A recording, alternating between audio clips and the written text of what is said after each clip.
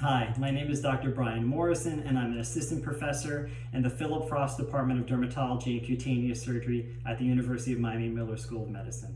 Over the past few weeks, I've had a number of good friends and colleagues complain to me of dermatologic issues they're having because of prolonged PPE use, things like bruising, redness, inflammation. And so the purpose of this video is to try to provide everyone with a little bit of guidance and ways to help mitigate these issues.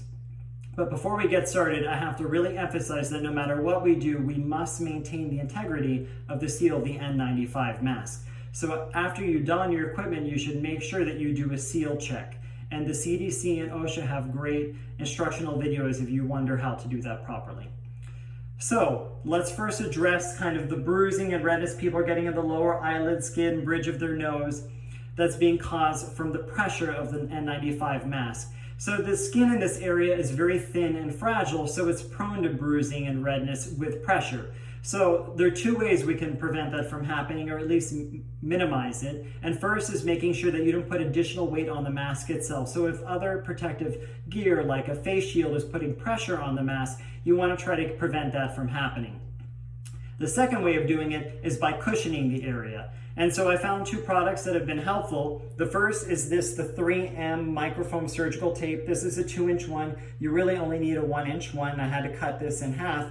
And so you can cut this in a way that it's one continuous strip that goes from cheek to cheek. And this helps minimize the risk of compromising the seal. So if you see, I've cut it to size already. It's pretty straightforward. So you go along the areas of where the mask is going to touch, where the skin is thin, put it into place, and then you're ready to don your mask.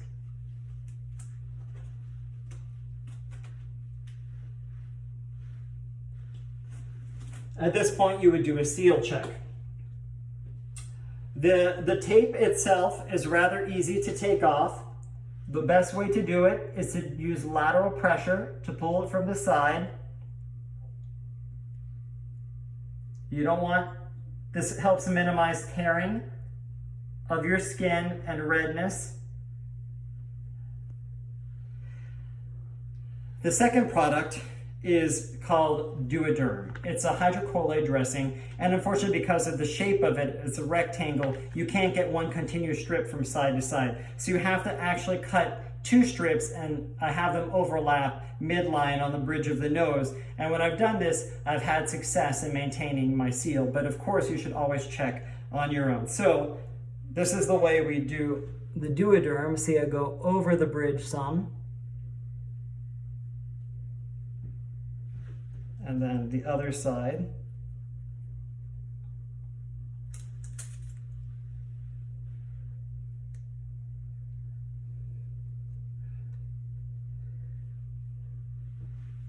And so the Duoderm tends to be a little more gentle on the skin than the microfoam tape, but both are pretty good. I would try the 3M microfoam tape first, and if you have too much irritation from it, then switch to the Duoderm. So to take it off, it's the same thing. You pull from the side, but see, this is very stretchy and it comes off quite easily. And this again helps minimize redness and irritation to the skin. A lot of people are also using tape to seal the mask from the outside and also to hold it in place. You can use the same products, the foaming tape and the Duoderm. I would probably choose the Duoderm to put on the outside.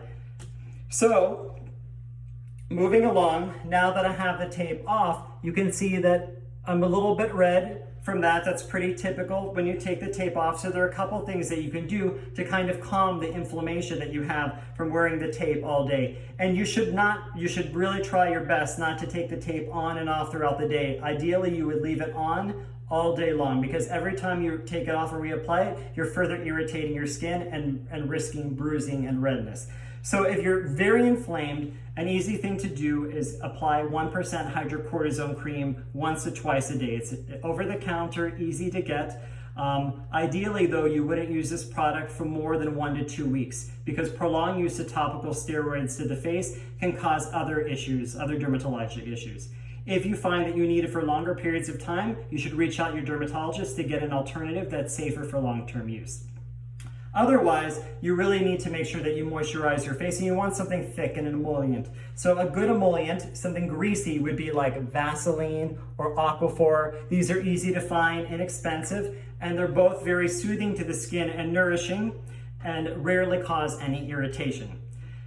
If you have darker skin though, and are prone to tanning well, you really need to protect any area that you have redness from getting post-inflammatory pigment change. This is hyperpigmentation after the redness fades away. And some of the best things you can do for that are physical sunscreens. I like things with titanium, zinc, and especially iron oxide. This is an example of a sunscreen, Tizo, that has iron oxide.